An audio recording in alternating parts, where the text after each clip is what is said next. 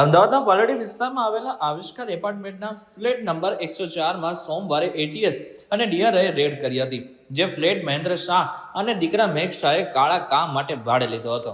આ દરોડામાં 87.9 કિલો સોનાની લગડીઓ, 19.6 કિલોના હીરા રત્ન જડિત દાગીના, 1.37 કરોડ રૂપિયા રોકડા અને 11 લક્ઝરી ઘડિયાળો મળી કુલ 100 કરોડની કિંમતનો મુદ્દામાલ મળી આવ્યો હતો. ત્યારે તમને પણ વિચાર આવતો હશે કે બાપ દીકરો કરતા શું હશે કે બંધ ઘરમાં ધનના ભંડાર જ ભરી દીધા. તમને જણાવી દઈએ કે મેઘ શાહ મૂળ વાવ થરાદ પાસે જેતરડા ગામનો વતની છે. મહેન્દ્ર શાહ અને મેઘ શાહની કાંડવાળી કરમકુંડળી જોઈએ તો છેલ્લા 4 વર્ષમાં 50 બંધ કંપનીઓ ખરીદી એક બાદ એક કૌભાંડ રચવાના કારસા ઘડ્યા હતા અને આ બંધ કંપનીઓ સેબીમાં ચાલુ કરાવી અસલી ખેલ શરૂ કર્યો હતો, જેમાં કૃત્રિમ રીતે શેરમાં તેજી લાવતો અને શેરો ઊંચા ભાવે રોકાણકારોને પધરાવી લોકોને છેતરવાના હાથકંડા આચરતા હતા. સેબીમાં સેટિંગ કરી કાળા નાણાંને ધોળા કરવામાં આવતા આમ ખોખા કંપનીઓ ખરીદીને ખજાનો ભર્યો હોવાની પ્રાથમિક માહિતી બહાર આવી રહી છે.